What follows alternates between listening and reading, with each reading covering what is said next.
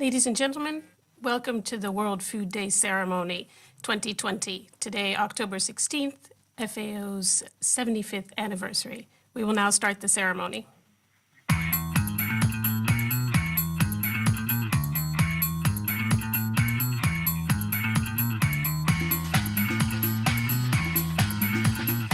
Good morning, good afternoon, good evening, everyone following us around the world.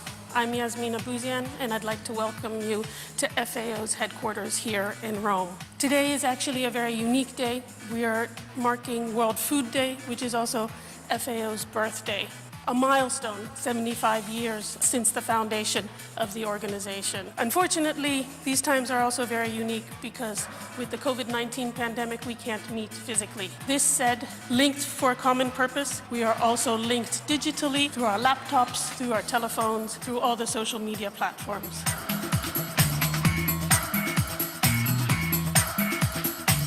Normally, we would have welcomed you here. This is the plenary. Ladies and gentlemen, distinguished guests, FAO members, friends, family, colleagues, partners, influencers, all of the community working for the same cause. We thank you in return for opening your spaces, your homes, your houses, your offices for us. So now, without further ado, we have to get this virtual show on the road. So meet me in the studio. Good afternoon, good evening, hello everybody. Excellencies, allow me please first to say all protocols observed and welcome to this very unique World Food Day 2020. By way of housekeeping, I would just like to let you know that interpretation is available in 6 languages. On the bottom of your Zoom bar, you will find the interpretation, and those of you following us on webcast will find interpretation as well in the bars on the side. We are also being followed on social media, various platforms, and we are being connected right now on a number of other channels, including some of the international global dialogues that are ongoing. I'd like to kindly remind our participants that they should mute their microphones so as not to create any interference until it is time for them to speak. Thank you all very much for opening your homes, your offices, your spaces, wherever you are, to us today. Thank you. Today will be a 2-part series. First will be this high-level ceremony, which you are all convened to, and we are starting now, followed by the annual World Food Day lecture, which will have today Professor Dr. Joachim van Braun. As today also marks the 75th anniversary of FAO, a few days before that of the UN, it is but only fitting that we actually go very quickly through 75 years in a few seconds of FAO, from its inception in the post-war era to its mandate and its mission, which is where we're headed. Thank you. On this day in 1945, FAO's constitution was signed in Quebec. During its first years, FAO was hosted in Washington, D.C. before it transferred to Rome in 1951.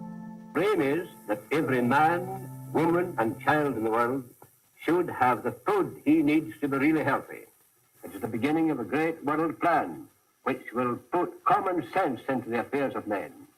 A plan which will put politics and economics on the road to world prosperity and world peace. When FAO was founded, the world had just come out of World War II, with large parts of the world facing hunger and deprivation. FAO's founders believed agriculture to be the cornerstone of human development, and in the past 75 years, the world has made great progress in the fight against poverty, hunger, and malnutrition. However, challenges still exist. Today, there are too many people who do not eat 3 healthy meals a day. Even before COVID-19 struck, more than 2 billion people did not have regular access to enough safe, nutritious food. Nearly 700 million people were going to bed hungry. The economic disruption caused by the coronavirus pandemic threatens to push another 130 million people into hunger by the end of the year. FAO's mission and its mandate are as relevant as ever. Over these 75 years, FAO and its partners have worked hand in hand with communities where food security has been threatened by conflict, economic shocks, environmental disasters, and pests.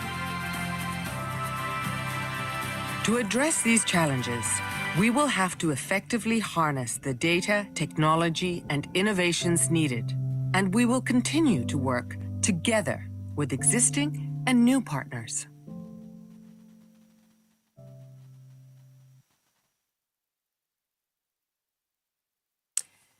Thank you. This year's theme for World Food Day, Grow, Nourish, and Sustain, is but only fitting as we embark on this 10-year journey to reach the Sustainable Development Goals. FAO's mission and today's theme, of course, is indeed relevant more than ever.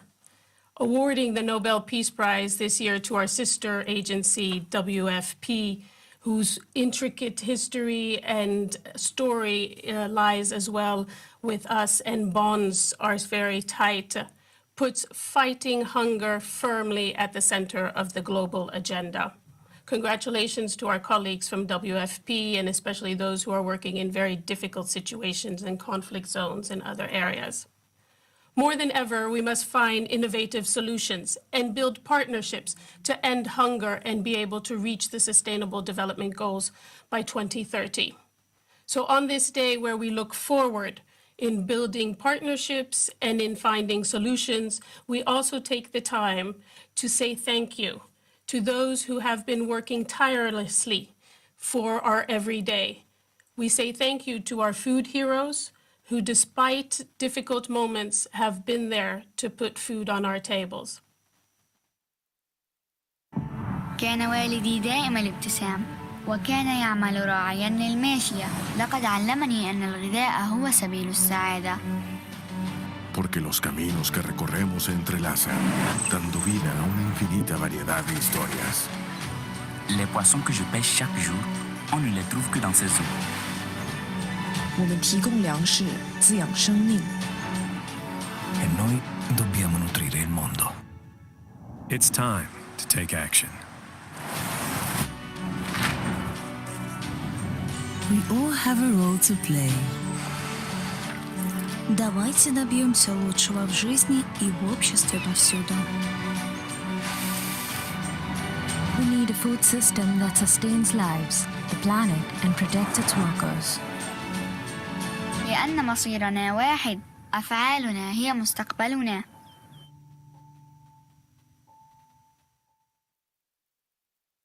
Ladies and gentlemen, I'm sure that you know a food hero in your community. You may have one in your household. You may be one yourself.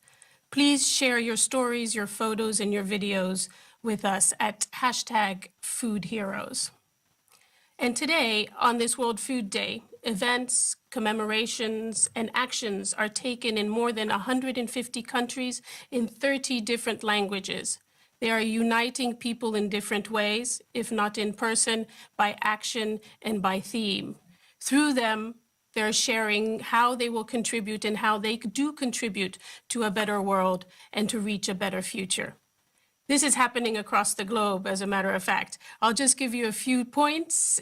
India, for example, has released its commemorative coin for World Food Day and the 75th anniversary of FAO. New York Times Square is having the spot on that you just saw on the jumbo screen in Times Square, while in Mexico and Panama City, metro systems are getting to watch them on their daily commute. And from South Sudan, Juba to Brussels, you can find billboards across the streets calling for actions. In Geneva, there has been a week-long of events which include a special exhibit at the Central Station and also will include this evening the illumination of the famous the jet d'eau in blue, which is the symbol of Geneva. And if I may add, my hometown of Rabat, Morocco, is going to be illuminating their telecom tower for the occasion of FAO's birthday. And this Food Day celebration is also part of the Food Systems Summit Global Relay Conversation, which has started in Fiji and is moving around the world in the next 24 hours. Italy, for its part, has been doing a celebration for several weeks now. Throughout the country, there has been an exhibit touring around, an SDG exhibit and an FAO 75 exhibit installation. And we take this opportunity to thank our host country and the city of Rome for a very special treat, which we will get this evening. But I'll tell you about that later. So again, we thank Italy as our host country, and we thank all of the Italians who have welcomed us here. These are but a few. Like I said, there are 150 other places in the world, if not more, and we're still counting. So please keep sharing and be part of the conversation. The conversation on social media can be hashtag World Food Day or Food Heroes. Now, without further ado, I would really like to now give the floor to our Director General, Dr. Chu Dong-yu, who is our host today at FAO. Thank you. Okay. Dear colleagues and friends, excellencies, ladies and gentlemen, good afternoon, good morning, good evening. History will never forget that October 16th, 1945, just 75 years ago today, FAO-UN was established first, which was landmarked as an historical milestone of food and agricultural global governance. By the early 1940s, the idea of multilateralism was growing during World War II, where the millions died as victims of bullets, bombs, and mass murder. Millions more lost their lives to starvation and malnutrition in Asia, Europe, and others.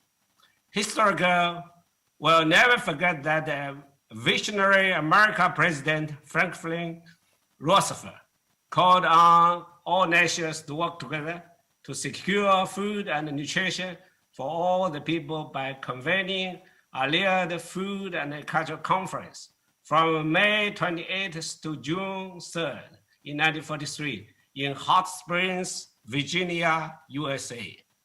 The conference declared its belief that the goal of freedom from the want of food should be adequate for the health and the strength of all the people can be achieved. It was a historic moment. President Roosevelt had this to say about the country's gathering. Never before have they set out to band their united efforts for the development of world resources so that all men might seek to obtain the food they need. On 16th October 1945, in Quebec City, Canada, FAO Constitution was signed by 42 nations, and the organization was born. The Lester Pearson, who would later become the Canadian Prime Minister, chaired the commission to prepare the establishment of FAO, along with one vice chair from China, Professor Zhou Pingwen. Noted that I consider myself one of the group of the founding fathers of FAO, and there is no international work in which I have participated that has given me greater pleasure and greater satisfaction. History will never forget that FAO found its first home in Washington, D.C. before moving the liberated Europe here in Rome. Italy is also a land blessed with a renowned food culture. It is also the country where the most modern notion of agriculture as a tool of universal empowerment first took the hold.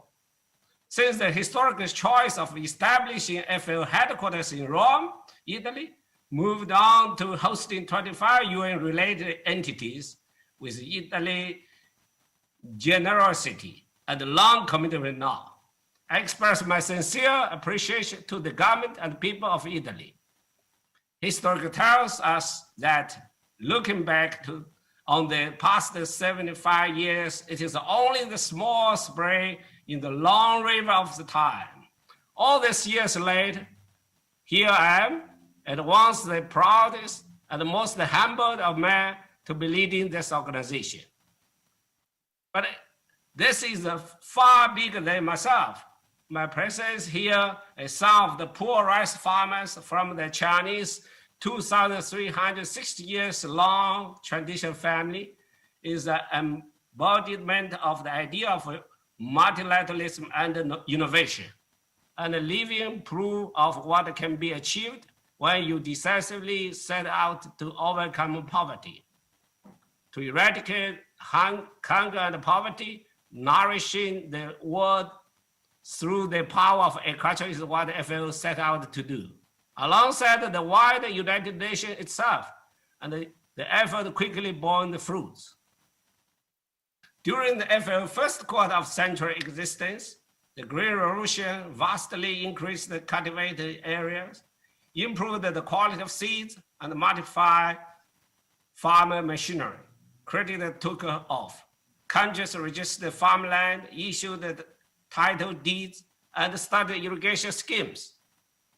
As the 1970s dawned, environmental consciousness was awakening. The world and FAO with it became more attuned to the impact of destructive farming practices, to the limited nature of the fish stock, and to the fallout of the central pesticide in developed nations. This was the great era of the regulatory frameworks of the control of the vicious animal disease, of the emergence of food security as a more holistic concept. It was no longer just about the availability of food, but also about the access to it, and about how nutritious it was. It was about the growing, but also about the nourishing. For the most recent quarter century of FAO history, sustainability of the people and the planet has been the guiding principle. We have learned to see the fight against hunger as inseparable from other development goals. We have learned that any hunger cannot be achieved in a void, but rather in conjunction with the pursuit of the justice, of the rights, of equity in all fields among all humans. At the present moment, my colleagues and friends, it again fraught with a danger, complicated, demand urgent action.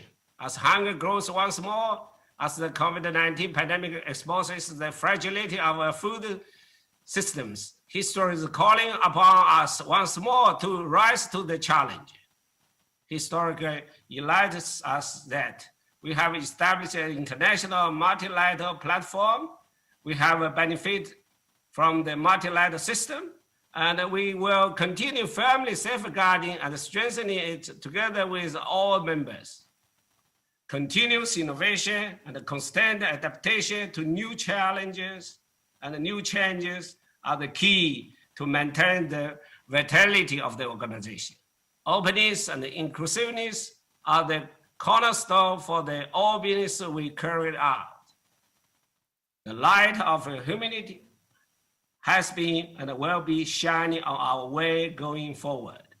Hand in hand to build the community with an shared future on this small planet. History demands us to keep pace with the times. Now is the time to rethink our approaches, redouble our efforts. The world produces more than enough food to feed everyone, yet nearly 700 million people still go hungry. Almost 200 million children still suffering from wasting or stunting. Billions of people cannot afford a health debt. We need to face the additional challenge posed by the pandemic and build back better. FAO COVID-19 Comprehensive Response and Recovery Program unveiled in July aimed at preventing a global food emergency during and after the COVID-19 pandemic. It is a truly coherent, joined-up cooperative response linked to all parts of the organization, harnessing our technical, operational, normative, and data capacities to support action at the global, regional, and country levels in pursuit of the Sustainable Development Goals, thanks to the Food Coalition Initiative to react so timely. But this is also a time when the pioneer science and technology are redefining the very meaning of the food and agriculture. A time of vertical urban farmers and blooming hydroponic desert, a time where the same plants are eaten for the sustenance, but also used to build a bridge or to help create life-saving pharmaceutical. Innovation is our ally, and in the reimagining our food systems and ending hungers, as we are morally and politically bound to do in the next 10 years. And so is the investment. As demonstrated by the most recent joint study of FAO and partners published in Nature last week, SDG 2 is achievable if donors double their contributions. Innovation is central to the new FAO. I have created an Office for Innovation and I have just appointed a chief scientist. And first in the history of our organization, FAO must generate knowledge and innovation products as well as disseminate it.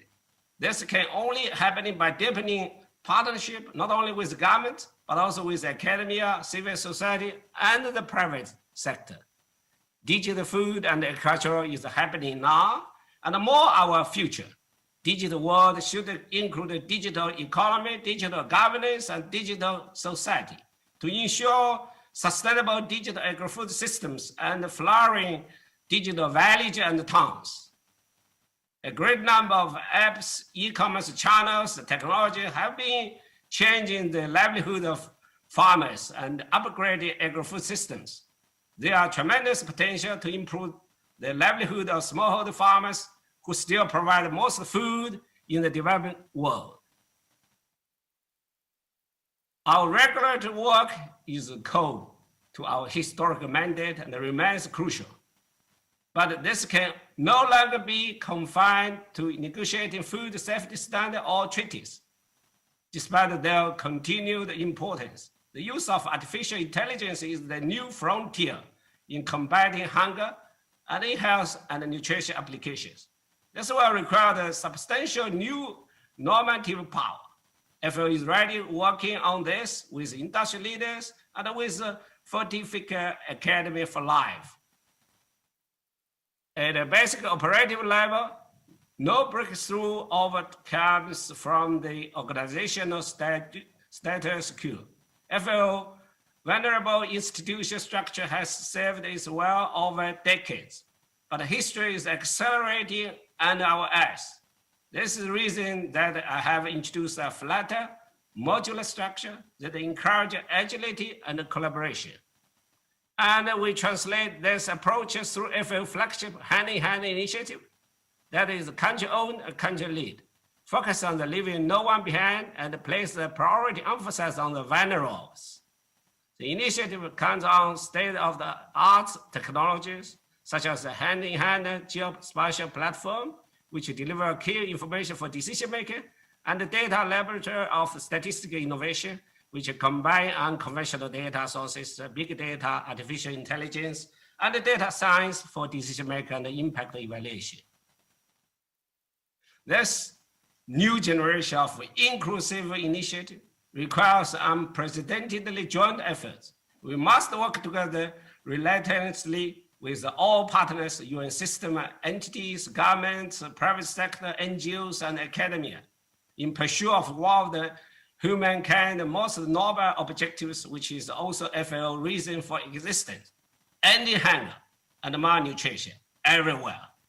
The scourge of the hunger has been tormenting humankind for millennia, but we are the generation that can end it once and for all.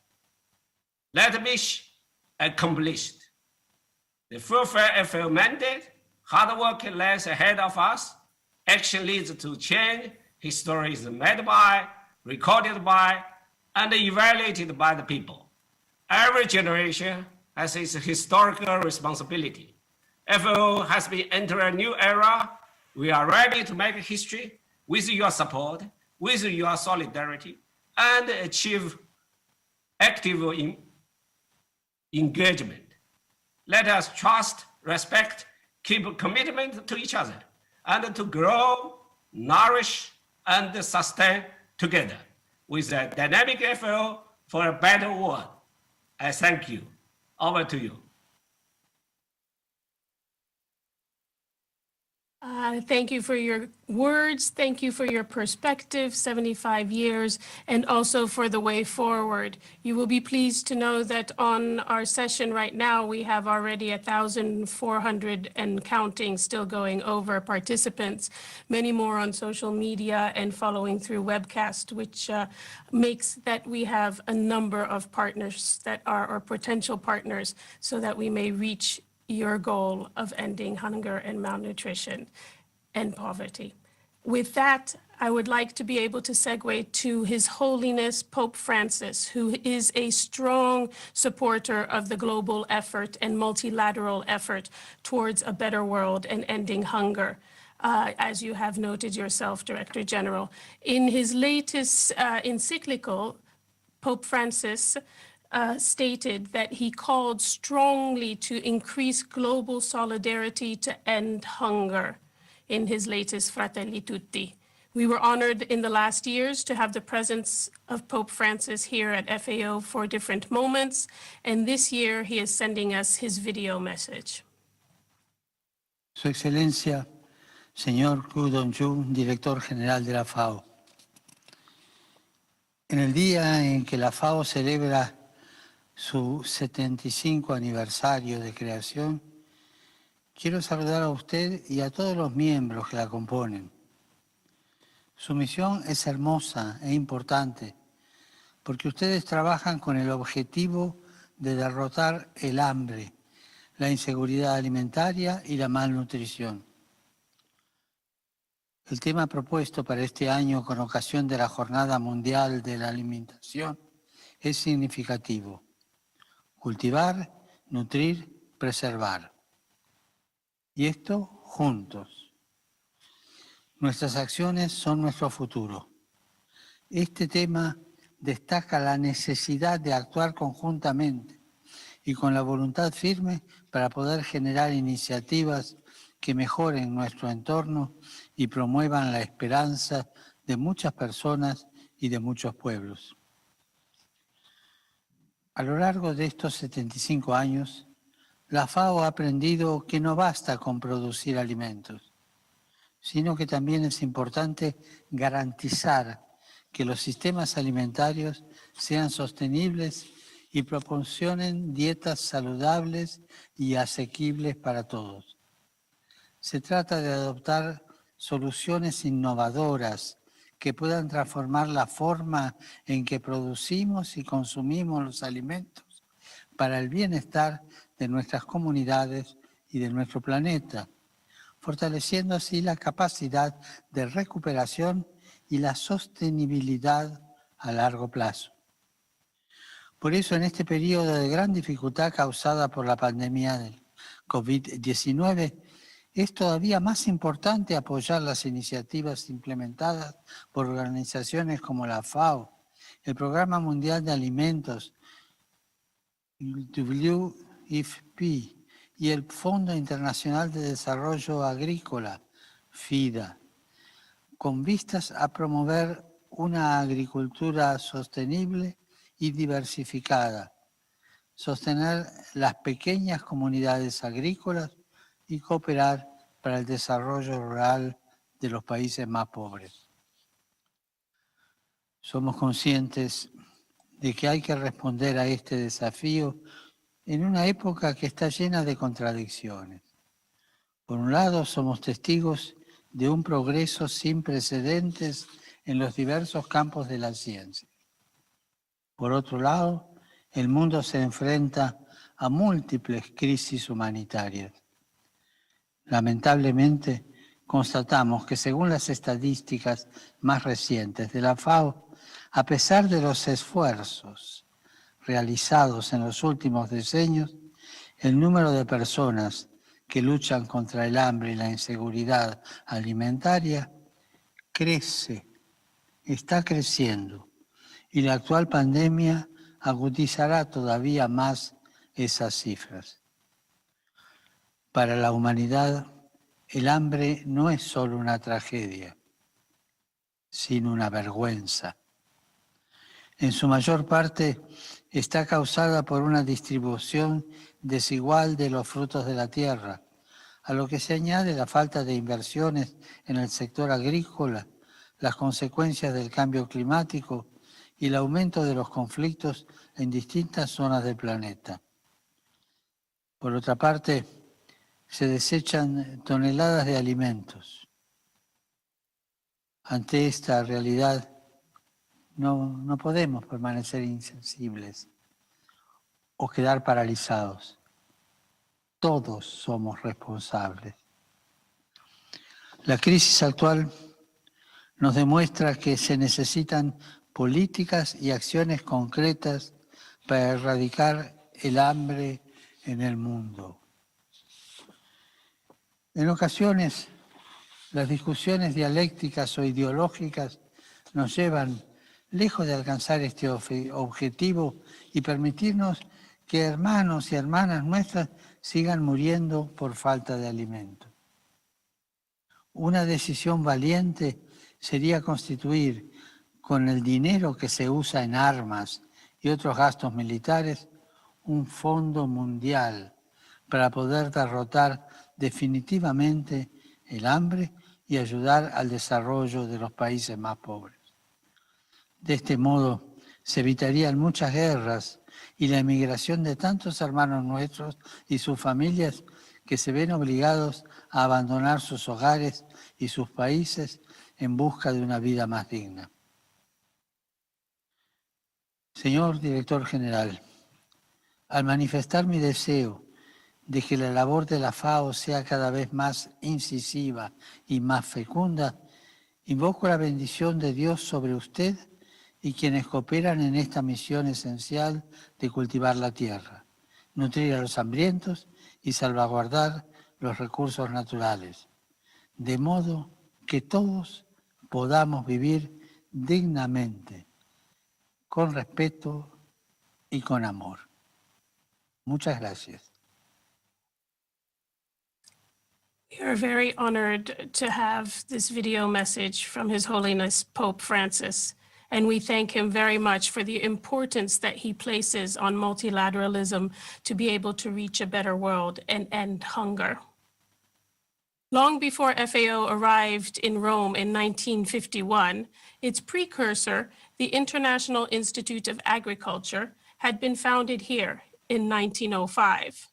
So today, we thank Italy, its people, and the beautiful city of Rome for having FAO's home here, as well as that of the Rome-based agencies. It's an honor to hear from His Excellency President Sergio Mattarella, President of the Republic of Italy. Signor Direttore Generale e rappresentanti permanenti, celebriamo i 75 anni dalla istituzione della FAO, la cui sede l'Italia è orgogliosa di ospitare da ben prima del suo ingresso all'ONU e sulla scorta della precedente esperienza dell'Istituto Internazionale di Agricoltura, unitamente all'intero polo agroalimentare delle Nazioni Unite. Oggi anzitutto celebriamo un progetto: sconfiggere la fame, la malnutrizione e la povertà che le provoca. Ci impegniamo alla compiuta realizzazione dell'affermazione che tra i diritti fondamentali dell'uomo vi sia quello al cibo. In tutti questi anni, produttività agricola e sistemi alimentari, catene di distribuzione e programmi di educazione al nutrimento hanno consentito enormi passi in avanti. Ciò nonostante, il pensiero va ai milioni di bambini, donne e uomini che in troppe parti del mondo ancora stentano ad avere accesso a beni di prima necessità, che soffrono la fame o rischiano di precipitare nel dramma della insicurezza alimentare. Una condizione che cambi climatici e conflitti, con le forzate migrazioni che ne sono derivate, e adesso la pandemia, hanno ulteriormente aggravato. Si stima che nel 2020 soltanto circa 100 milioni di persone in più vivono al di sotto della soglia di povertà. È questo un momento di scelte decisive per l'intero pianeta, di un serio impegno globale basato sul riconoscimento del valore dell'attività agricola, su un uso responsabile delle risorse naturali, sulla preservazione della biodiversità e degli ecosistemi, sul rafforzamento e la sostenibilità dei sistemi agroalimentari di ciascuna comunità, al fine di assicurare un'alimentazione sana e sufficiente. Il tema di questa giornata è coltivare, nutrire e preservare insieme le nostre azioni sono il nostro futuro. Una consegna che rimanda all'imperativo di lottare per preservare la vita in ogni angolo del pianeta, affrontando e superando le persistenti diseguaglianze. Per tutto questo abbiamo soltanto una strada: lavorare insieme. È cresciuta la consapevolezza che è necessaria una piena cooperazione internazionale che costruisca la creazione di sistemi alimentari sostenibili, con il contributo di attori pubblici e privati, di individui singoli come di collettività. Il premio Nobel per la pace attribuito al Programma Alimentare Mondiale è chiara e apprezzata indicazione in questo senso. Tutti siamo chiamati a perseguire insieme, con coerenza e con determinazione, atteggiamenti che concorrono all'attuazione dell'Agenda 2030. Saluto in particolare l'impegno della FAO e il suo direttore generale, Chu Dong-yu, che insieme all'Italia e a numerosi altri paesi hanno voluto dar vita a una coalizione per il cibo, con l'obiettivo anche di contenere gli effetti del Covid-19 sui sistemi alimentari. Una alimentazione adeguata ed equilibrata deve essere alla portata di ciascuno e il cibo, insieme al suo antico e inscindibile legame con le culture, la tradizione e la terra, deve essere considerato materia nobile da salvaguardare, combattendo l'odiosa abitudine dello spreco che purtroppo ancora contraddistingue sovente le regioni più ricche del pianeta. L'auspicio è che la comunità internazionale ritrovi il senso profondo dei beni preziosi che la terra ci offre e la responsabilità di condividerli e di custodirli per le future generazioni. Thank you, Your Excellency, and I'm sure you are probably listening and the message will get back to you. We thank you and we thank the people of Italy for their continued support for a world free of hunger.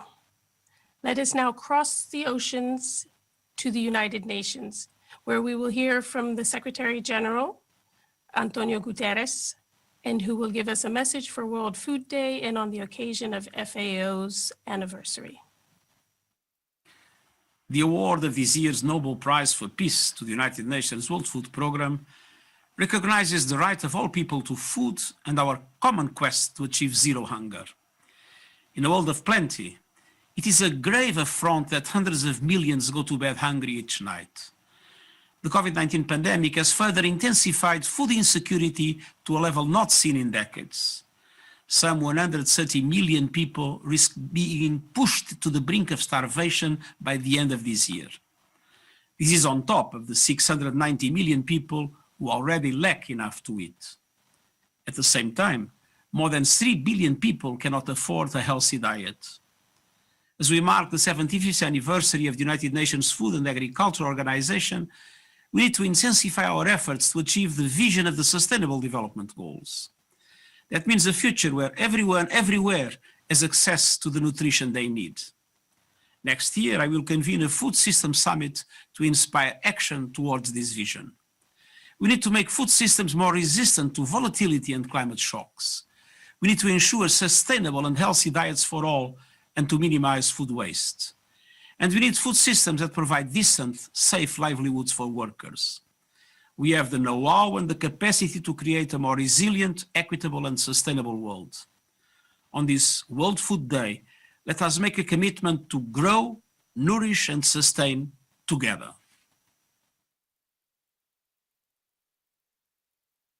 We thank the Secretary General very much for taking on the motto, grow, nourish, and sustain together, FAO's motto for the way forward.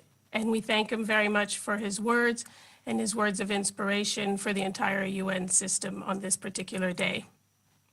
FAO was founded with the intention to further agricultural knowledge and nutritional well-being. Ensuring that this is done is ensuring that everyone has access to nutritious and healthy food and different means of being able to have sustainable food systems that are resilient and that are inclusive. As we work to recover from the global effects of the COVID-19 pandemic, making healthy diets accessible and affordable for everyone is paramount. Nutrition education is an important step towards empowering consumers and making healthy choices and having access to food. Ladies and gentlemen, hunger will not be history if it is not history everywhere around the world. Today, we have with us a number of messages, and two of them from our special Goodwill ambassadors, FAO Goodwill ambassadors for nutrition. And first and foremost, coming from Lesotho. Lesotho is located in a region where extreme climate variabilities pose extreme challenges to food security. We have with us in video message, as he could not be here, the King of Lesotho, King Letsie III, who is our first FAO Goodwill Ambassador for Nutrition, from whom we will hear.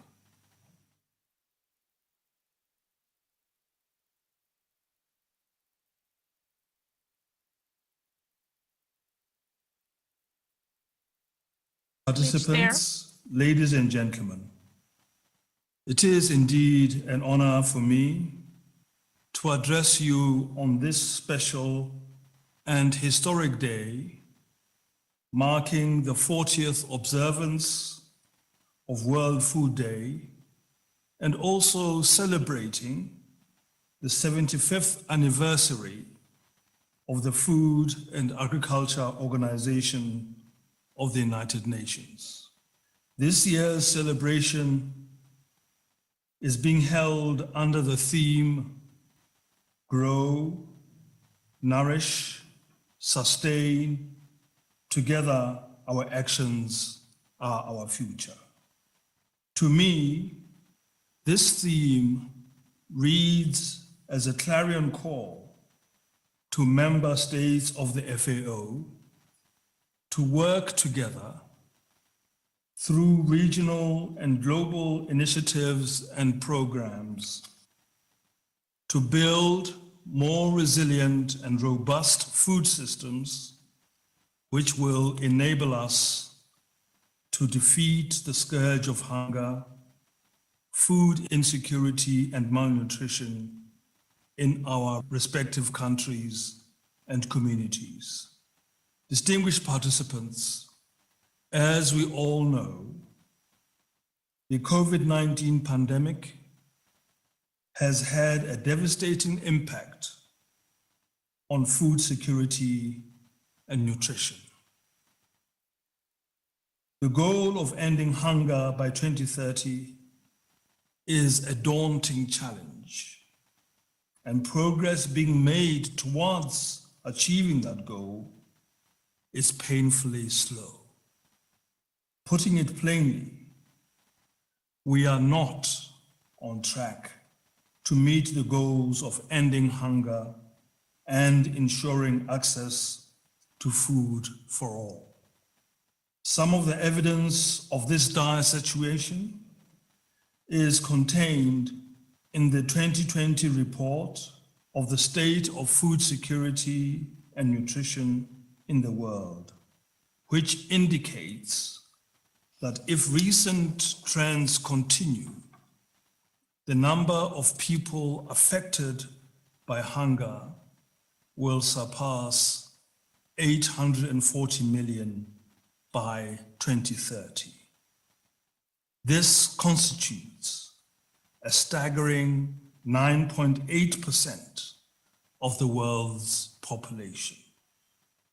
When we introduce the impact of COVID-19 to the calculations, a preliminary assessment suggests that the pandemic may add between 83 and 132 million people to the total number of undernourished in the world during this year.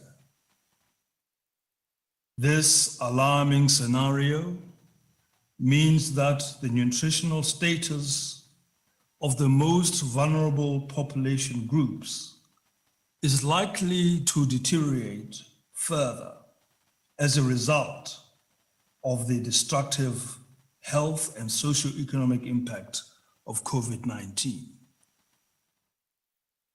Ladies and gentlemen, the cost and affordability of nutritious foods are key factors that affect food security and consequently the quality of the diet that people eat. Generally, people are forced to consume what is available and what they can afford.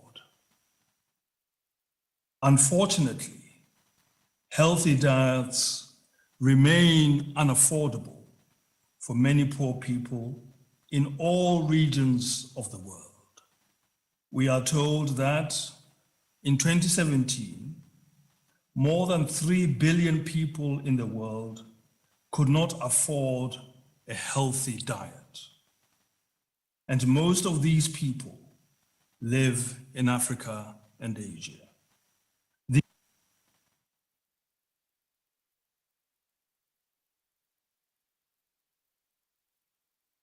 Ladies and gentlemen, excuse us for the slight delay and glitch in the connection for the video.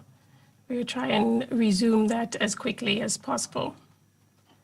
As we were saying, FAO works very closely with Lesotho in different moments, some in resource management in order to mitigate any of the risks of climate disasters, which often have happened in the area, and in other moments of crises.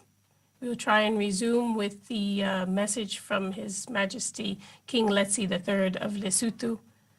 And if not, we will move to our next Goodwill Ambassador, who is the Queen Letizia of Spain.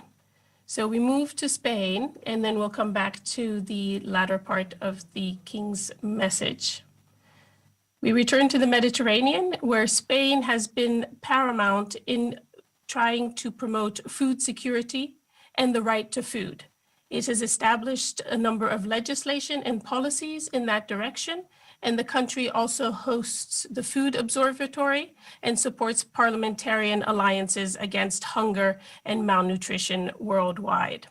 We are honored to have Queen Letizia of Spain's message and her as FAO's Goodwill Ambassador for Nutrition. Over to her message now. Saludo al director general de la FAO y a todas las personas que en el mundo entero están compartiendo este Día Mundial de la Alimentación, una fecha en la que también celebramos el 75 aniversario de la FAO. Felicidades, por tanto, y mucha fuerza y ánimo a todos los que formáis parte de una entidad global de la que España es socio leal y proactivo. Las circunstancias del momento que vivimos han puesto de nuevo sobre la mesa un debate que la FAO y otros organismos llevan tiempo impulsando: la necesidad de repensar los actuales modelos de producción alimentaria desde la perspectiva de la sostenibilidad social, económica y medioambiental. Es una evidencia avalada por indicadores económicos y de salud que la malnutrición en el planeta avanza. Crecen las cifras de desnutrición, de carencia de micronutrientes, de sobrepeso y de obesidad, según la FAO, que considera que el precio de este desequilibrio es de 3.500 millones de dólares anuales. Pero no es solo un asunto de enorme importancia económica y social que se pondrá encima de la mesa en la próxima cumbre de Naciones Unidas sobre sistemas alimentarios del año que viene. Es también una prioridad de salud pública, vinculada además a la degradación del medio ambiente en su sentido más amplio, a la pérdida de diversidad agrobiológica, al desperdicio alimentario y al deber de asegurar medios de vida dignos a los trabajadores de la cadena alimentaria. En este sentido y en el contexto de la pandemia, querría destacar a todas las personas que durante estos meses han estado trabajando día a día para que la epidemia sanitaria no derivase en una crisis alimentaria de consecuencias imprevisibles. Esas personas son todos los trabajadores de la cadena alimentaria, hombres y mujeres que han asegurado que una necesidad básica, como es la alimentación, estuviera cubierta para la mayoría de los habitantes del planeta. Pero la FAO es clara y advierte: hay aún cientos de millones de personas que no tienen que comer, y muchos más millones que están enfermos por obesidad. Estos desequilibrios deben hacernos pensar en cómo fortalecer los sistemas alimentarios, buscando circuitos más cortos de comercialización para fomentar la producción local, estacional, sostenible y de pequeña escala. Una estrategia que además facilitaría la vida a muchas mujeres en regiones del planeta donde su vulnerabilidad es extrema. La alimentación saludable es un derecho de todos y España, junto con la FAO y otros organismos internacionales de todos los sectores, trabajan para conseguir que sea suficiente, inocua, nutritiva, variada y de calidad, que asegure un precio asequible para el consumidor y justo para el productor. Por eso hoy debemos recordarlo. Nuestras decisiones alimentarias, lo que compramos cada día para comer, y nuestra responsabilidad individual son también esenciales. Y en este Día Mundial de la Alimentación conviene reflexionar sobre ello. Muchas gracias. We thank Queen Letizia for her message and for always being an advocate of World Food Day, as well as the importance of nutrition throughout the world.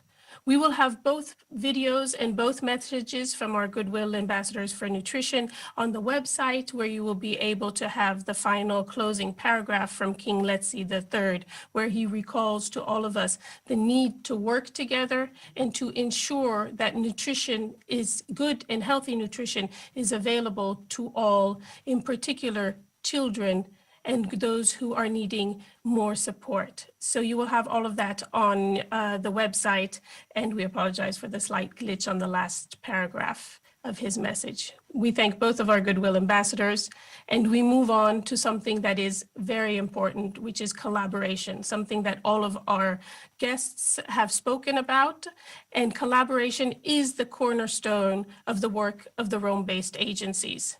We work tirelessly together to find the synergies and to find the complementary actions to be able to do what we need to do on the ground for the people who need it the most.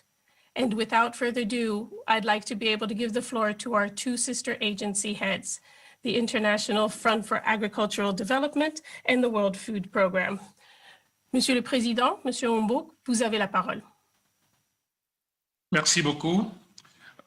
Excellencies, all protocol observed. Let me start by taking this opportunity to congratulate FAO on the occasion of its 75th anniversary. Certainly, as DG and Chiu have said in his introductory remark, is a long journey with a lot of achievement and progress in fighting against hunger and fighting against poverty. Hunger undoubtedly remains a major challenge, as we have been hearing from all distinguished speakers. And we have heard also how the COVID-19 pandemic is pushing even more people into hunger. We know that when crisis strikes, it is the poor and the vulnerable who suffer the most. We just cannot help but be aware of this reality and focus our attention on these most marginalized people, particularly in rural settings. At a time like this, these rural people need our support even more, but we also need them. If we want to be strong, healthy, and peaceful societies, first we need to produce enough nutritious food for everyone. That's where the world's more than 2 billion small-scale farmers come in. Despite the challenge they face, they produce more than half the calorie we consume. And today, with COVID-related travel restriction, interrupting food trade and upsetting the logistic, the role of our small-scale producers is even more prominent. let me touch on very specific point. One is the importance for us to work in a more smarter investment in small-scale farming, investment in input like seeds, in crucial infrastructure like rural roads and storage facilities. This is what, we did, for example, recently in Cambodia, in partnership with the government, to provide such support to maintain food supply in local market amidst COVID crisis. Second, the small-scale farmers must get their products to market. This is even more important at the time when we know markets are closing and transportation services are disrupted. We need to invest in new, innovative technologies, especially in digital solutions, in a way to somehow keep markets open, be it virtually. Third, building a sustainable future will depend on rural resilience. And allow me to emphasize this. The COVID-19 pandemic compounds the threats already faced by rural people, including climate change. Unless we take action to boost resilience, climate change will push more than 100 million people into poverty. Half of this increase due to its effects on agriculture. Ladies and gentlemen, I will reiterate that if we are to grow food to nourish the growing population and sustain our planet, we will need to work together to increase the investments where they are needed most. In closing, let me remind all of us some detail of the investment gap in agriculture sector, highlighted in the recent published CERES 2030 report, which has just been released, and highlighting additional 14 billion a year on average will be needed between now and 2030 in order for us to end hunger, to double the income of the 545 million small-scale farmers, and limit agriculture emissions in line with the Paris Agreement. This means, roughly speaking, that we got to double the amount of aid given for food security and nutrition every year. This is the task on our hand. Thank you so much, and over to you. Very much, merci, President Homburg. I would now like to give the floor to the Executive Director of the World Food Programme, Mr. David Beasley. Thank you. It's great to be with each and every one of you again. And World Food Day should be a day that we're celebrating all our successes. And there have been quite a number of successes in the past many decades of how we've reduced hunger all over the world, and particularly with 75 years of success at FAO and all of us partnering together. But quite frankly, it's also a sad day, because when I look ahead over the next 12 to 18 months, with COVID compounding the economy worldwide and devastating supply chains around the world, the house is burning. When you see that the number of people that are now marching towards starvation has spiked from 135 million up to 270 million people, that is unconscionable, and it's a disgrace on humanity. What's so sad is the fact, on top of that, is 690 million people that go to bed chronically hungry every night. And in a world where there's $360 trillion worth of wealth, well, it's inexcusable. We've got the expertise, we've got the technology, we've got the capacity, and we have the wealth to make certain that not a single child on earth goes to bed hungry. And yet, every 3 to 5 seconds, a person on earth is dying from hunger. We've got to do better, and we can do better.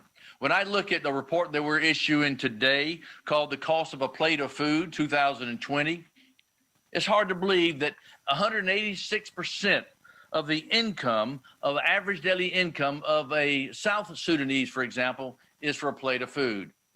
If a New Yorker were eating on a regular lunch, not a pricey place, not a fancy place, but just a regular diner, getting a regular meal, that meal, based on South Sudan's numbers, would be $393. Now, it's bad enough that they're facing conflict and war and issues, but it's another thing because what we're seeing, a war economy, conflict, COVID on top of all this, it's really quite extraordinary. When 2 billion people in the informal economy are struggling because of COVID and economic deterioration, when 495 million jobs have been lost, when deflation is taking place or devaluation or declining currencies, inflation at the same time taking place, spiking in food prices around the world, and we begin to see why people are struggling and why 2021 is going to be a very difficult year. We've been able to avert famine in 2020. Why? Because 2019 was a strong economy and budgets were strong. And so we received a tremendous amount of support for 2020. But the largest economies in the world have put $17 trillion of economic stimulus packages into their own nations, which has helped. But they've also released sufficient reserve funds to help all of us in this trying times. And we've averted the debt or deferred the debt of middle and low income countries until 2021 so they can have safety net programs in 2020. And I could keep going, but there's not going to be monies available for economic stimulus packages in 2021 and extra reserves for us in the humanitarian sector in 2021. So 2021 is looking very bleak. But I believe if we reach deep into the hearts, into the pockets of people around the world, we can perform another miracle. But it's going to take another miracle. And I do believe that while we're working on the humanitarian crisis that we're facing in the next 12 to 18 months, we must continue to work on the systems to assure that we do end hunger by 2030. But as long as we have man-made conflicts, we will never end hunger. It's critical that we end the wars. It's critical that we respond to climate extremes. But I do believe if we strengthen the fragile governments out there, do the things that we know we have the expertise to do, I believe that we'll be celebrating World Food Day in a way we've never done before because hunger will be at an end. But it's going to take the men and the women sitting together right now with the spirit to move forward to do just that. And so it's good to be with you. Thank you very much. Thank you very much, Mr. Beasley. Indeed, we must all come together, work together to be able to get to end hunger. We have 17 SDGs and all of them have to work together for each of them to be a success. And as you rightly say, we are lucky those who do have the food on their plates.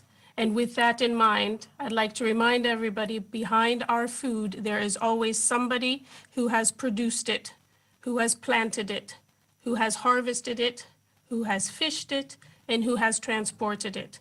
Despite these difficult times and what we have seen on our various supply changes, people have been able to transport them, and we would like to take this moment, an opportunity of World Food Day, to thank them and pay tribute to them.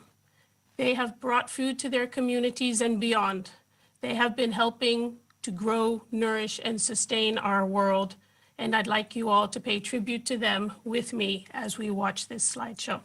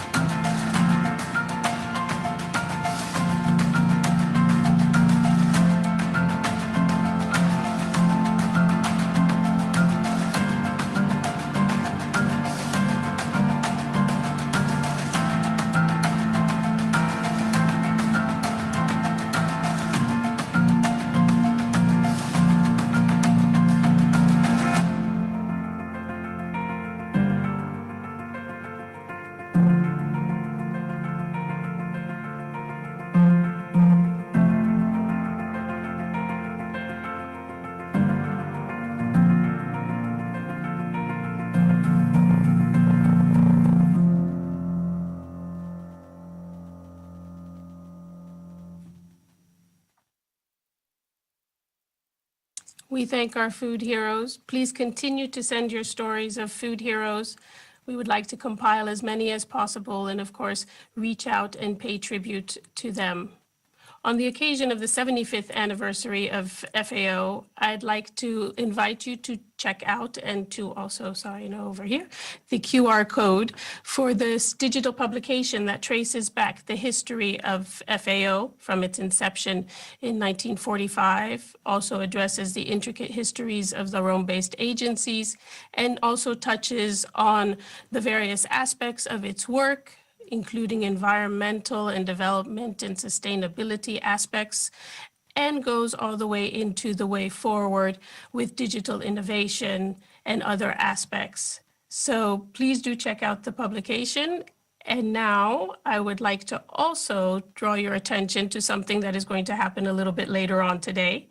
At 19:30 Rome time, that is 7:30 p.m. for those who use the other numerical system, here at FAO and at the Rome Colosseum, beautiful, magnificent Colosseum, will be the first ever video mapping on both entities, one a beautiful monument and one our headquarters. We thank Italy, we thank the authorities, we thank the city of Rome for making this possible. It is a partnership between FAO and Italy to be able to give you this visual and light show and audio light show. And I don't really want to spoil it, but I'm going to give you a little sneak preview at the making of. And I'd like you to tune in for those of you who can. It will be webcast the same way you're watching it us today, for those of you who are on webcast or online. And it will also be screened through the UN TV webcast, and there will be TV productions as well. So those of you here in Italy will be able to watch it on your television. Let me give you a sneak preview.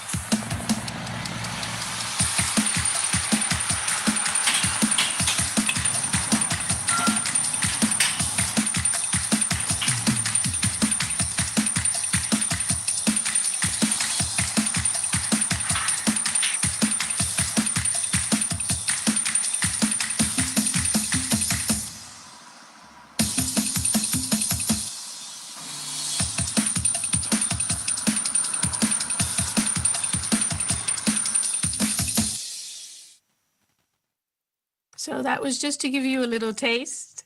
So please join us. You've seen all of the effort that has gone into it by our partners in the Italian industry helping us out here and our colleagues at FAO. It is meant to be a very fun and special moment. So please join us via webcast or on television if you can. Thank you all very much. This brings this ceremony, the first part of the ceremony, to a close. I would like to thank everybody for being here, and hopefully you will remain and stay with the second part, which is a very special lecture.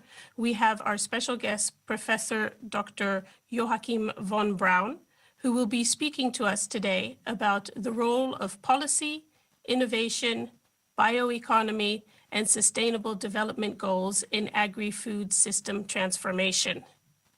We will be taking some questions, so I'll just give you a very quick round of how you can do so. You can send a few questions in the Q&A option. If we have time, we will try and get Professor von Braun to respond to them. You may also join in the conversation using the hashtag World Food Day, or send your comments in the comments section of Facebook, LinkedIn, and YouTube, and we will try to make that possible. I will be receiving a few of those questions on my telephone, so please do not think me rude if I'm looking at my telephone. They will be questions for Professor von Braun. Thank you for having been here for this first portion of the high-level ceremony. We thank the Director General of FAO, Dr. Chu Dong-yu, for hosting us today. and for being here at this ceremony. We also thank all of our distinguished guests who have sent us their video messages because unfortunately they couldn't be here in person.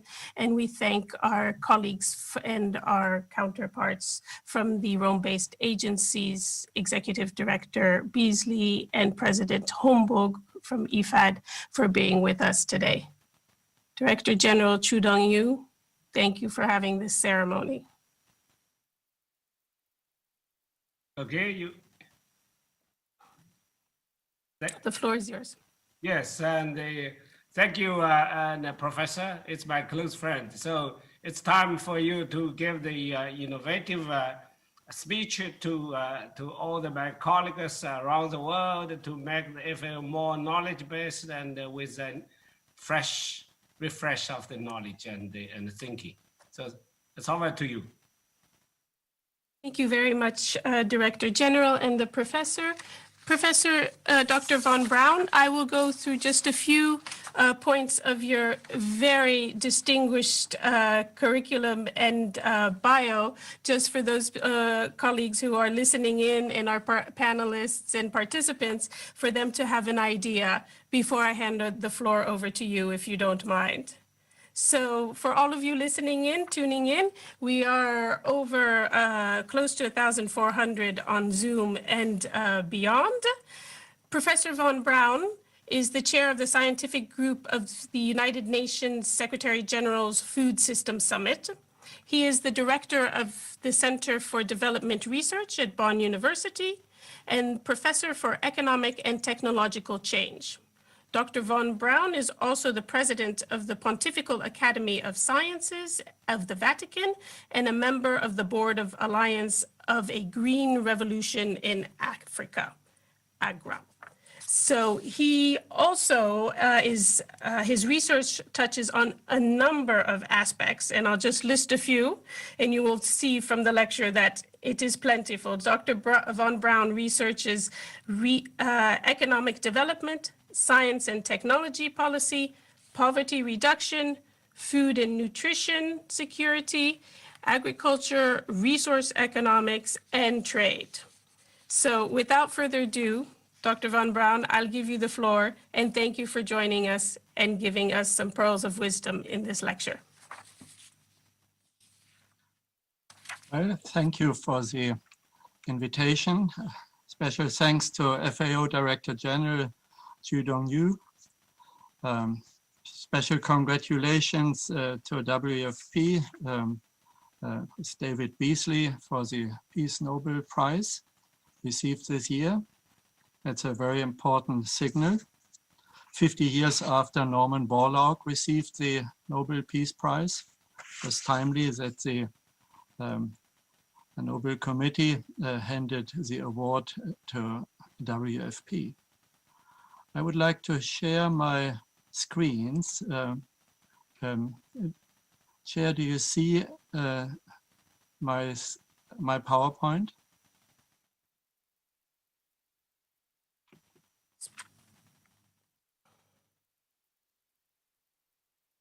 Not yet. Not yet? Let me see.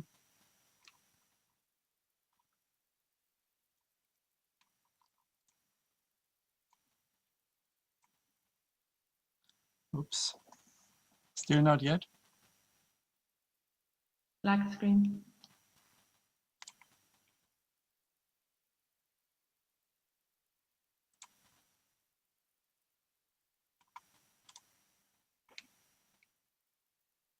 It shows interrupted. New sharing. See it now? Yes. Can I go ahead? Yes, play the presentation. Chair, do you see my screen? Yes, yes. Okay, thank you. So I apologize. I have a meeting with the SG. Yeah. Okay. So my friend, I have to. The message of my lecture, dear colleagues, excellencies, friends, is we need to review and revisit our worldviews. We need to change our worldviews. You see two worldviews here. One is the Earth at night on the left, and on the right you see the Earth from 6 billion kilometers away from the satellite called Voyager. We must overcome the worldview that the hungry poor are 6 billion kilometers away from us. We need to change our worldview. My congratulations to FAO for its 75th anniversary. It's coming with these wishes. Looking ahead 75 years from now, the agriculture and food situation of FAO at 150. So let's look at 2095, the end of this century. How many will we be? Probably about 10 billion people. How will we live? Urban and urban, so rural and urban. Will there be farmers? Yes, many. How will we farm? Outdoors and indoors. Will there be hunger? No. What will we eat? Healthy diets, new proteins. Will we protect climate? Yes. Will we protect nature? Yes. What science futures? Very astonishing. And our worldviews will then be more global, cosmic, local, and fair. And you wonder, how come that I give you these optimistic answers? Because otherwise it will be our last century. I will make 3 points in this lecture.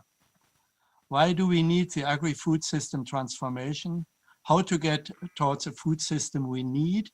And very briefly at the end on the UN Food System Summit opportunities. The food systems are not serving people and planet. We have heard that from our distinguished speakers. These 9 points need to be overcome. The hungry, undernourished people is the biggest problem. A focus on ending hunger is critical. The stunting, the micronutrient deficiencies, the unhealthy diets, the obesity problem, the unsafety of food, the high losses and waste, the environmental destruction, and the poverty on the farm. Let's not forget the latter. That needs to be addressed. The income issues related to food and the job issues. Yes, we need transformations, but we need to be cautious with some transformations, but bold too with some others. We need to be cautious not to play with people's livelihoods, the smallholder farmers, the consumers' well-being, the nutrition. We need to be bold, protecting planetary health, ecologies by transforming energy, land use, and water systems. And we must overcome the conflicts that produce hunger. So diplomacy needs to be part of the food systems transformation strategies, diplomacy. The SDGs demand the food system we need and we want towards a sustainable food system serving people and planet and overcoming marginalization requires to involve all actors in production all the way to consumption and disposal of food products. It needs to deliver food security and nutrition for all with sustainability. When we talk food system, approaching the Food System Summit, we need to have a clear idea what we mean by food system. The food system has intersections with the energy system, the ecology and climate systems, and the health systems, and has as its major building blocks agriculture, nutrition and health, income and labor markets, employment, and the markets and the services. And the flashpoints which I inserted here, the blue flashpoints, signal where the innovation needs to happen, where the transformative innovations have the greatest potential to move us quickly to a world with a sustainable food system serving people and planet.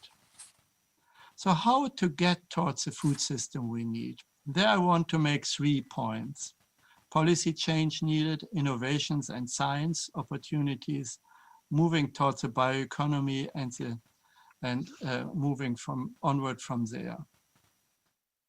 Ending hunger by 2030 cannot be done without investment, without large incremental investment.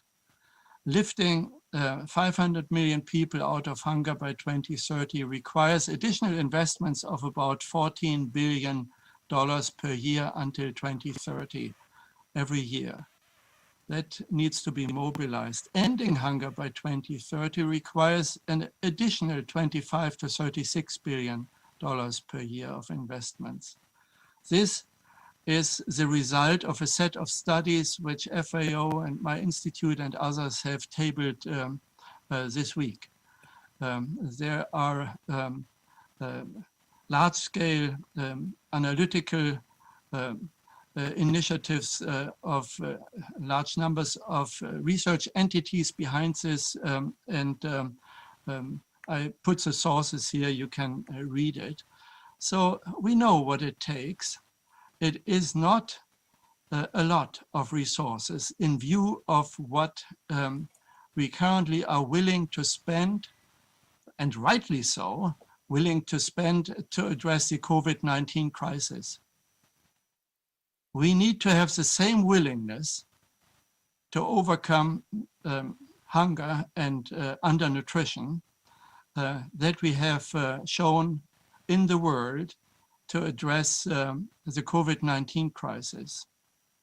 We must not forget, so far, about 1 million people died from the COVID-19 crisis, but every year the world has tolerated that 5 million people, 5 million children under 5 died from food and nutrition related causes.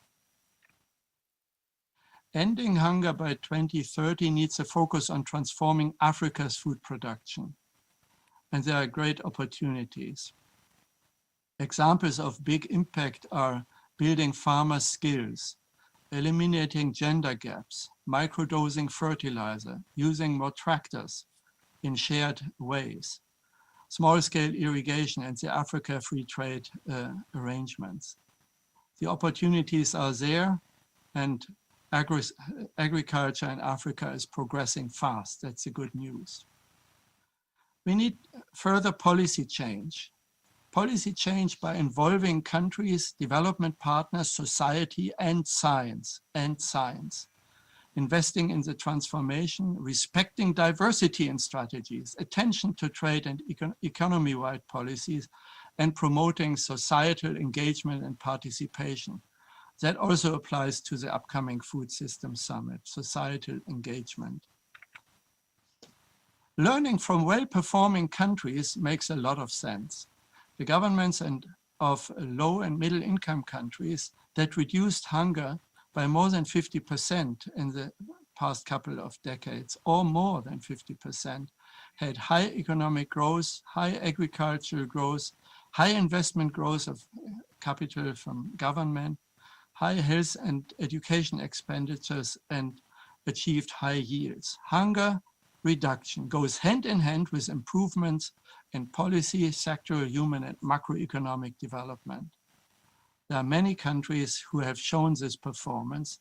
Others can learn from that. The focus of my lecture is really innovation and science.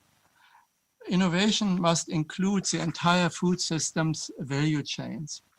Before I go into a few examples, let me highlight that science was at the foundation of all big transformative policy changes in the food system.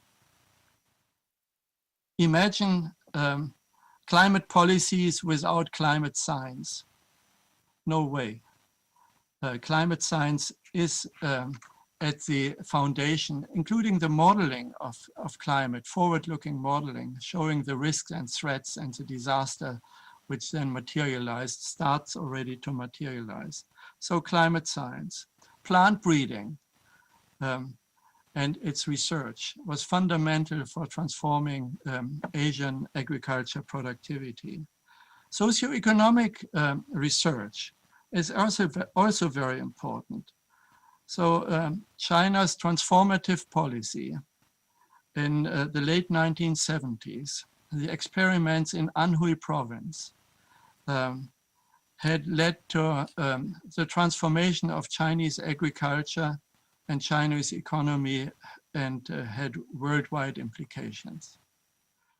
The soil science, which really modern soil science originated in Russia. So all nations have something to contribute, needs to be pointed out. Or from Bangladesh, the microfinance revolution originated after 10 years of experimental science by Muhammad Yunus and his teams. To be a bit more technical, mechanization along the value chains offers great opportunities to transform in positive ways smallholder agriculture and reduce burden from women and make agriculture more attractive to use. Digitalization in food and agriculture facilitates business operations through access to information, input markets, output markets, and financial services.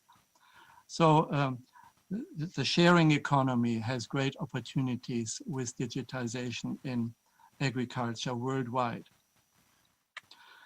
Innovation example 3 is very important to me. Grassroots innovators need to be respected. Farmers are innovators. They're remarkable in their locally adapted innovations, especially in livestock health and botanical pesticides. They are partners in plant breeding. So this bottom-up innovation needs our attention. My fourth and last example is alternatives in new proteins, alternatives to meat. A lot of large-scale investment is going into that, and rightly so, because we need to come to sustainable consumption to address climate crisis and protect forest and nature. But these innovations need to stand the test that they are also healthy, that they are part of a healthy diet, and their science needs to invest more. The economies of science of the world say in a major study a couple of years ago, 6 pieces of advice. They emphasized the need to move to food and nutrition systems thinking, towards a circular economy and bioeconomy, towards healthy diet and good nutrition, food production utilization, capitalizing on bioscience and addressing the food, energy, nutrients, water, and health nexus.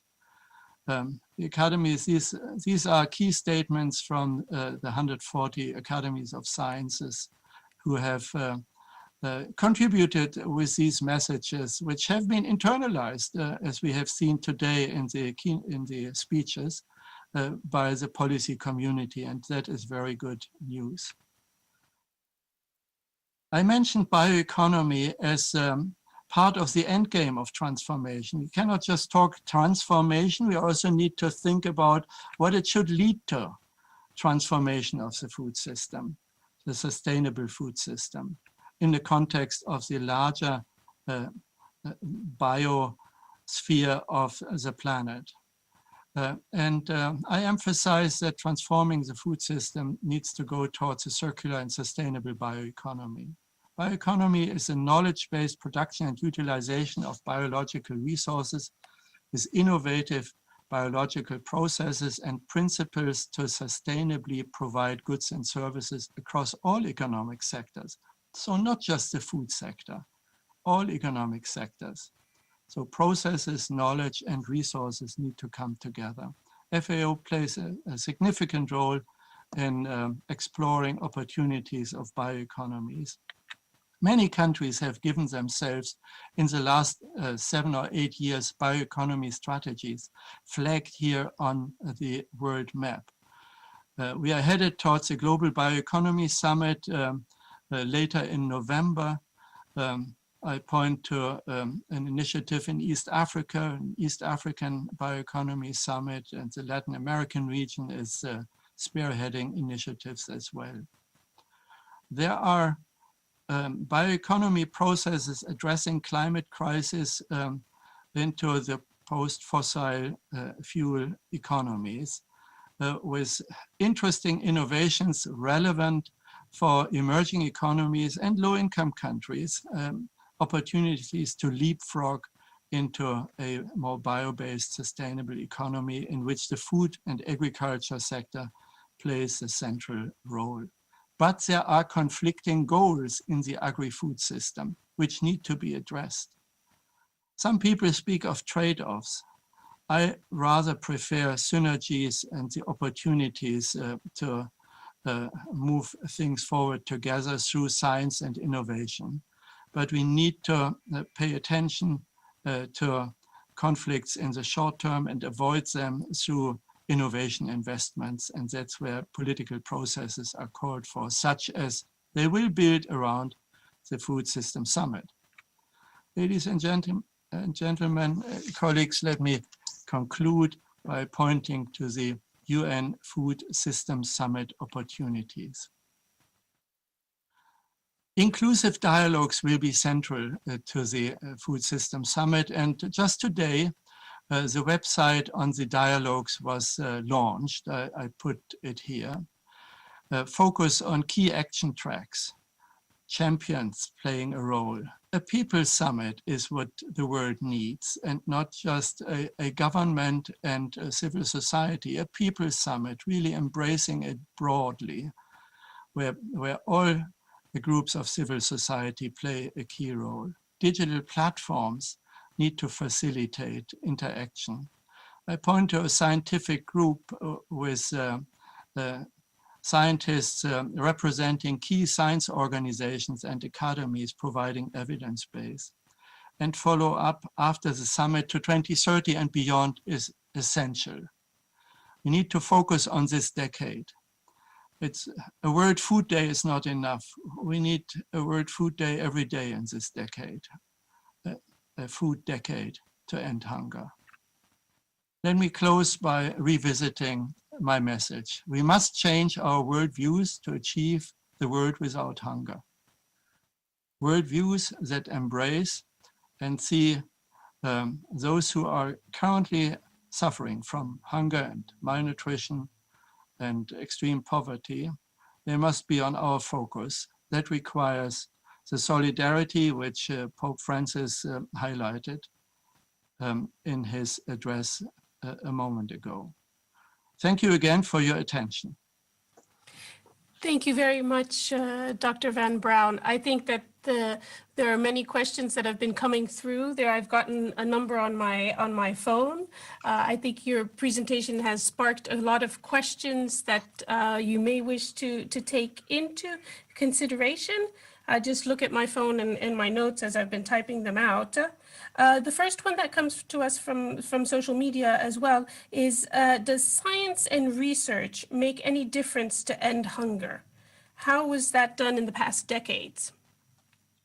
And then I'll just give you the first two. Then the other one is, what does ending hunger cost, and how can we mobilize for that type of financing? Sorry. Yeah. Science, does it make any difference? I touched quickly on the big scientific breakthroughs in the last 50 years, from plant breeding to policy reforms to the microfinance revolution.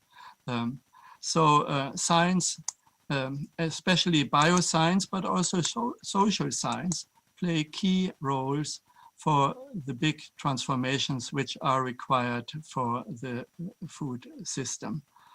The history shows that.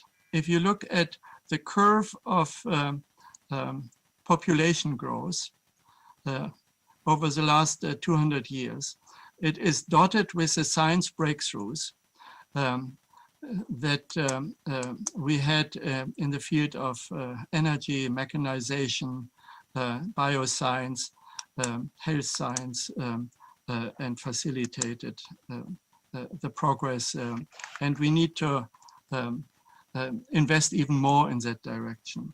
Your second question had two aspects to it. The cost question, I think I addressed. I hope nobody is shocked by 50 billion, of which the so-called donor community needs to shoulder at least 14 billion. But I didn't talk about finance, so thank you for bringing that up. We need collective finance. We need a mobilization of these resources in the donor community, the development partner community. The idea of a fund, which Pope Francis brought up, is attractive to me. I support that. Like we have a global fund for HIV, TB, and malaria, we need that for end hunger. That has the power of resources to invest where these investments are needed. And the top-notch investment areas are agriculture, innovation, rural extension, agriculture extension, social protection, female literacy, nutrition programs for infant and children. These are the high payoff investments, and they need to be financed. They are high payoff investments because they guarantee not only well-being, but also peace. Thank you, Professor. I get a question from one of the participants. Professor von Braun, from your point of view, which are the decisive drivers for innovation to drive the change in food systems in the future? And respectively, why haven't those drivers or innovations been sufficient yet to eradicate hunger to this day? Well, the drivers of innovation are not just in the sort of academic research field. Drivers of innovation include the farming communities, which I mentioned. Yes. Until fairly recently, they haven't been respected enough. But that has changed. Also partly thanks to civil society engagement, focusing on the capabilities for agroecological approaches and their sustainability and productivity opportunities. Drivers of innovation are universities, academies, knowledge creators in the private sector. And there is a good news that in the so-called Global South, the academic and research production initiatives are much larger than they used to be 20, 30 years ago. Many capable university networks in South Asia, East Asia, Africa, Latin America play key roles. So it was too little and it was not respected enough that the UN Secretary General has created a pathway to a food system summit that includes a scientific group to provide evidence is a signal that the world is listening appropriately more to science and innovation drivers. Thank you very much, Professor. Another question that I get from the social media is, will more bioeconomy compete with farming and food, or will it be complementary? Well, if done inappropriately, the answer to this question is yes, but only if it's done inappropriately. If we overstretch the use of biomass for instance, for biofuels.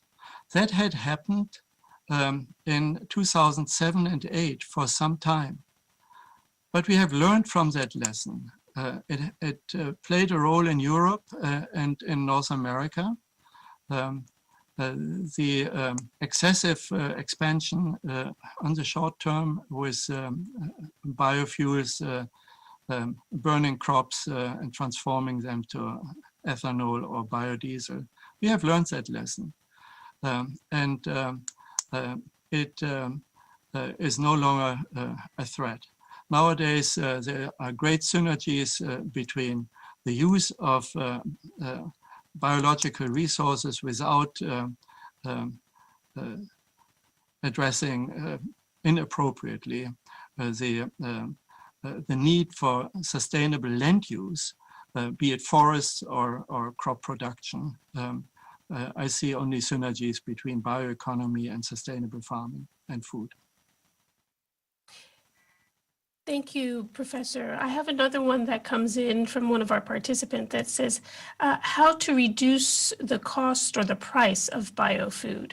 Obviously, in the supermarkets, we can notice that some of the biofood is more expensive than others. So if biofood is the one to be consumed, how can it be widely adopted by consumers if the price is high or inaffordable? Yes, thank you for this question. Ecologically produced food is currently mainly food for the rich, grown in rich countries or not so rich countries, and that needs to change. So the so-called biofood, as you call it, needs to be produced efficiently so that prices can come down. And that is a matter of science. There has not been enough investment in efficiency in the value chains of biofoods. And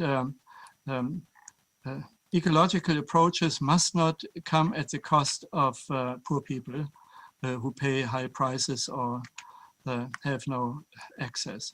Often it is said, wrongly said, the world produces enough food for everyone currently. Currently, we do not produce a healthy diet that is available or affordable by billions of people. So I cannot emphasize enough the need for the FAO and the other Rome-based agencies and others to accelerate the productivity without jeopardizing our resource base, the productivity of food production. Thank you, Professor. I have another question from one of the participants. I think we're trying to maximize on your last few minutes of availability with us here. The participant says, how to redirect or repurpose policy incentives to stop subsidizing unsustainable input-intensive models and to promote sustainable solutions? The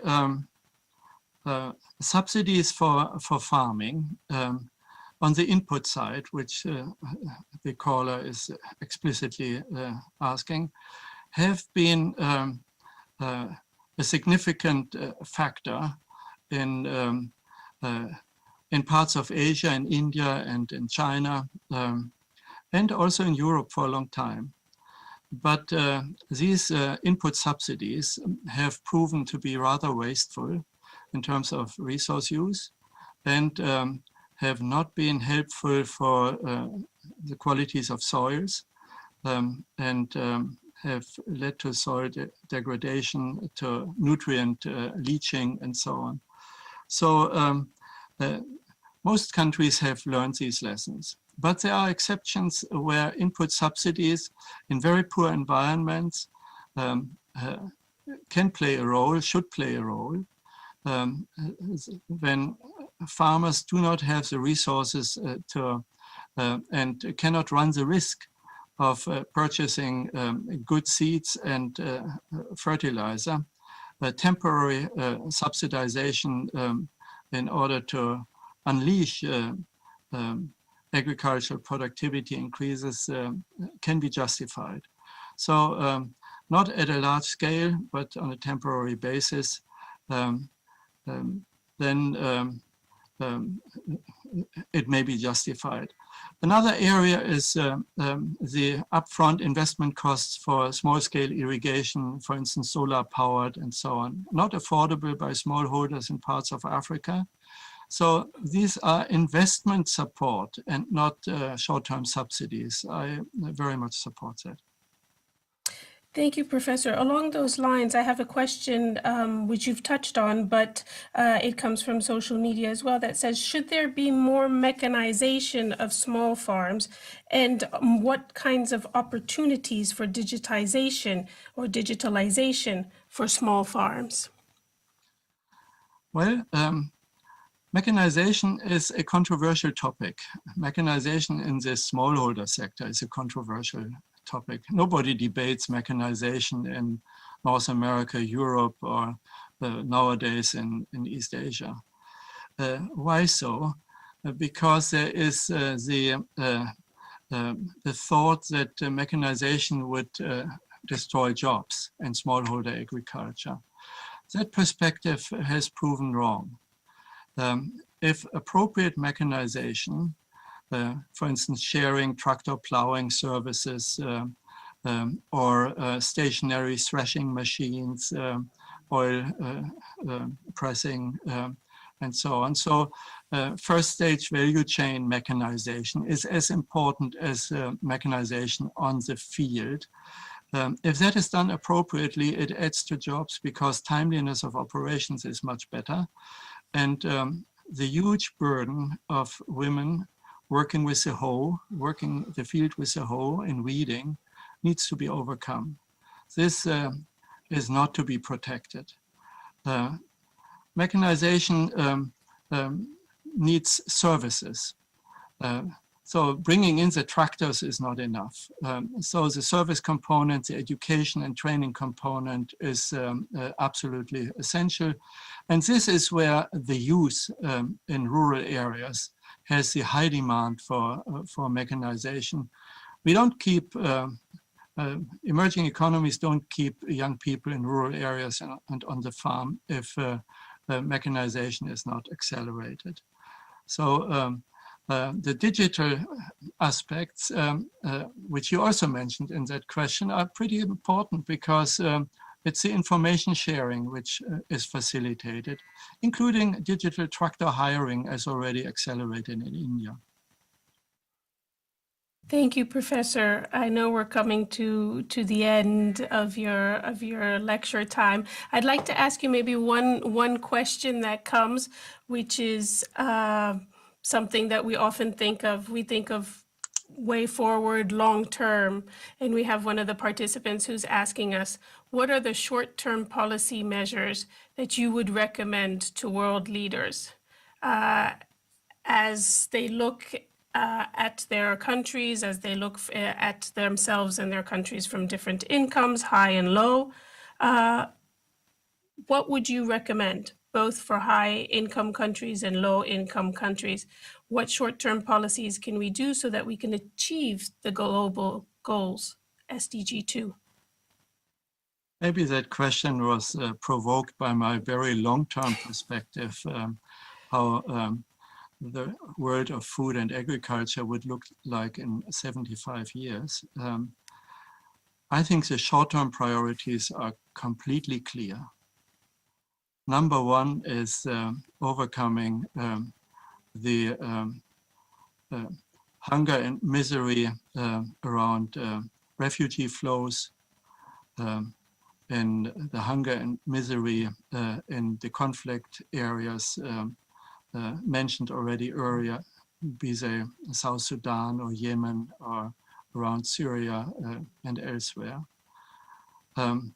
This is not acceptable, and it is not much funding. It needs to be the priority of the local governments, and it needs to be the top priority of the development partner and donor community. supporting the United Nations and the civil society organizations who can make the big difference there. The second short-term COVID-19 related need is protecting the poorest who lose their jobs and have lost their income earning opportunities in the so-called services sectors, where the income is daily and lots of that income has lost. They have lost their opportunities to earn income. So social safety nets, building and transforming social safety nets that really reach these communities. And the third short-term initiative relates to child nutrition. Under these circumstances, infant and child nutrition programs need to be scaled up through the health system. And all these short-term things need to be done in addition to the upscaling of the agriculture investments and innovations, because they take time. If we want to harvest the impacts of the investments in the high payoff long-term type of investments in agriculture, innovation, and infrastructure, these investments also need to be made in the short term now. Otherwise, we don't get the fruits in 2025 and 2030. Thank you. Thank you very much, Professor Dr. Joachim von Braun. Thank you for being here for this year's 2020 Annual Food Day Lecture. I know that there are a number of articles and other aspects of your work that can be found on the internet, that can also be found at your universities. And we encourage everybody to please go and read the articles, look for the research, and please also do contribute and participate. As you have seen and heard all of our guests today, including Dr. von Braun, everybody has a role to play. Every action counts, and everything leads to a positive way forward if we're working together. So thank you all very much for being here. Thank you again, Professor. And I'd like to remind you all of this evening's event at 7:30 p.m., 1930 here, Rome time, where we will start the FAO and Colosseum video mapping. We thank our hosts, the Italian government, and the city of Rome for helping us make this happen. Please tune in. It will be webcast. You can be followed live on FAO.org, www.fao.org, as well as the UN Web TV and on televisions. I have but one more thing to say is definitely thank a food hero, and please contribute all of your stories. Hashtag World Food Day and Food Heroes. Thank you for joining us, and we look forward to seeing you and sharing our time with you later on today. And have a productive World Food Day.